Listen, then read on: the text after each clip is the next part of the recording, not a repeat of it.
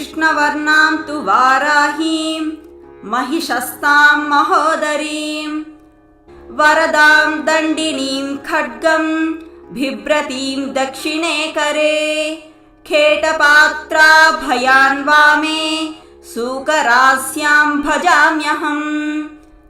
स्तुति। नमोऽस्तु देवि वाराही जयैकारस्वरूपिणी जपित्वा भूमिरूपेण नमो भगवतः प्रिये।